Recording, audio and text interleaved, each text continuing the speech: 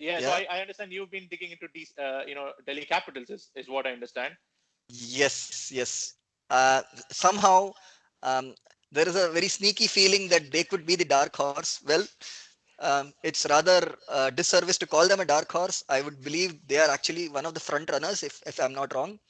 And they've kind of stitched together a very, very strong squad, and they are going to be very ably coached by a very talented person, Ricky Ponting, and needless to say, no one obviously likes losing, but uh, Ricky is going to try and find a way to win somehow. So he's already tasted success with MI before. Now he's actually been the DC at the helm of DC for the second year running. So he's kind of overseen the building of the squad, and you can actually see his influence, his inputs into the squad selection. So it makes for very interesting reading. You have a very strong Indian contingent there. Yeah, You've got the likes of Rahane, Dhawan move from their respective franchises into DC, and the core remains with DC, which is Shreyas Iyer, Rishabh Pant, Prithvi Shaw. So in this, and now they've actually gotten Ravichandran Ashwin as well from Kings 11. So yeah, the Indian core is extremely strong. Each of them are international, are having international caps. So and there is as such no insecurity about a place in the team or having to prove something to get into the Indian side. So they've been there, done that, that kind of a proven squad. And to add to that, the overseas strength is quite commendable. They have the spinners aspect, the spin department ably covered with the acquisition of Ashwin. They have Akshar Patel, and and there is and there is Amit Mishra, so the wily Amit old Mishra. leggy. Yeah, So yeah, it's hard to look past him. So among the highest wicket takers in the IPL. yeah. So that's there. And if you like for the low and slow pitches, if you like people who could bowl a little bit of cutters and slower balls, then you have Harshal Patel, Mohit Sharma. Mohit Sharma kind of who was groomed by Dhoni pretty much, the back of the Yeah, hand, slower ball, yeah, and yeah, you could get a couple of overs of up at the top in the power play, and even you can bet on him for delivering an over or two in the death. Then you have Kahiso Rabada. So you have out and out pace. So completely takes the pitch out of the equation. Um, so so again, the this bowling appears to be looks one of strong. those. Sorry, appears to be one of those teams which doesn't seem to be highly affected by moving to the UAE, because again, it's a squad which was supposed to be, picked for the Kotla, which is Kotla, again exactly. low and slow pitches, which takes a little bit of turn. And I think should they should have, I think they have enough firepower within the squad to try and compete well in the UAE again.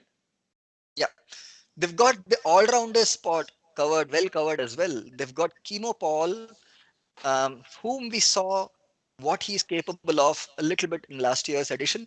And then they've got Marcus Stoinis this year as well. Yeah, So we've seen from the BBL, if required, he can actually bat at the top. In the recently concluded England Australia series, he batted number 3 for Australia in the ODIs. So he could be used in the middle order at the top. So there is a little bit of flexibility. And I think Rishabh Pant has a lot to prove. We've already heard a lot about the potential he offers. Ponting speaks very highly of him. It's time that he delivers. So I'm very much hopeful to see a high scoring batting performance consistently from DC, and their spinners should actually rule in UAE consistently. And the pacers are there. Ishan Sharma is there, so there is homegrown experience in the pace attack as well.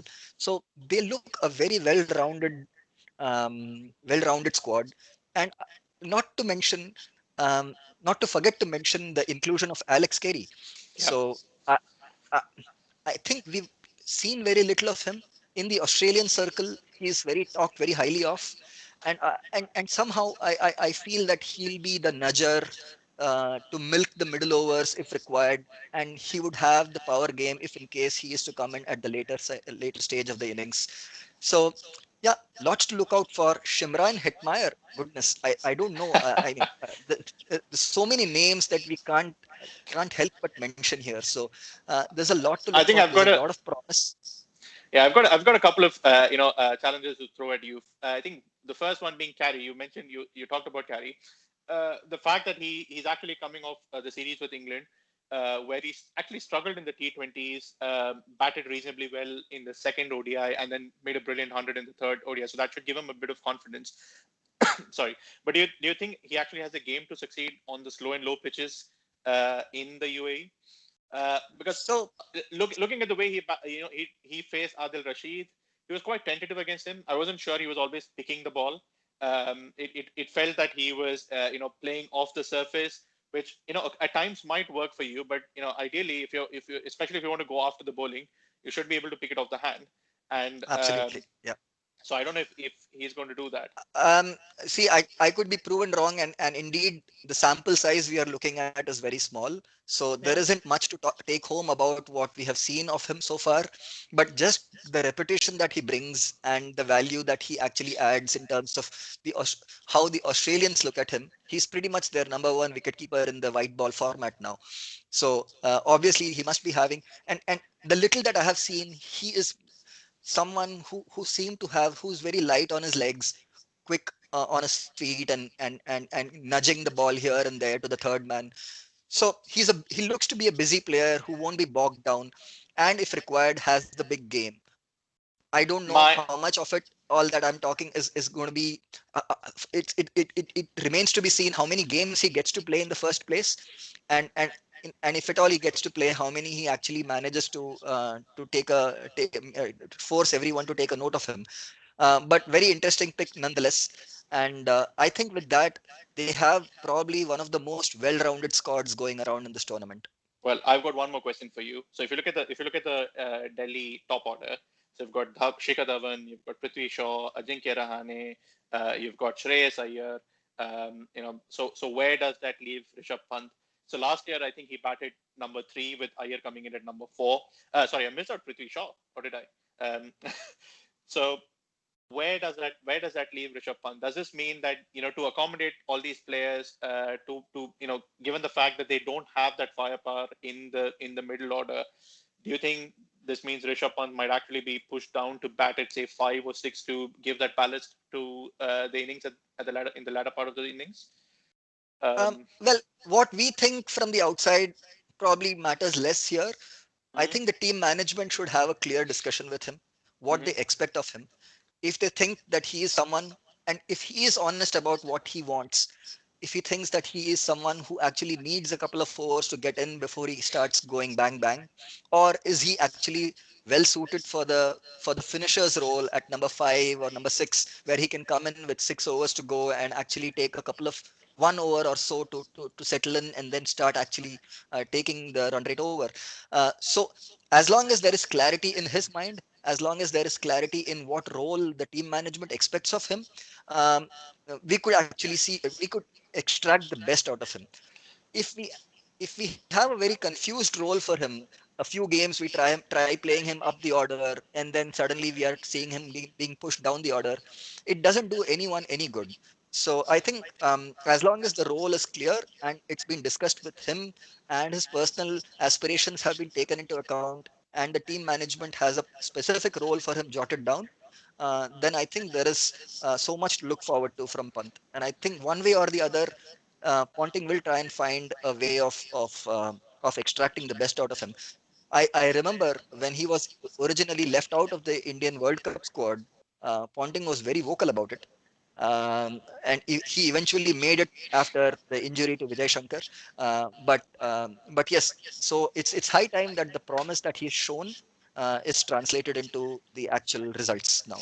you're dodging my question. Where would you bat him? Do you think he should be batting Uh, at 3 this year, or do you think okay. would you play Look, him at 5? looking at the current composition of the squad, he's best suited to bat at 5 or 6, no higher than that. Brilliant. Okay, and who's your surprise pick for DC?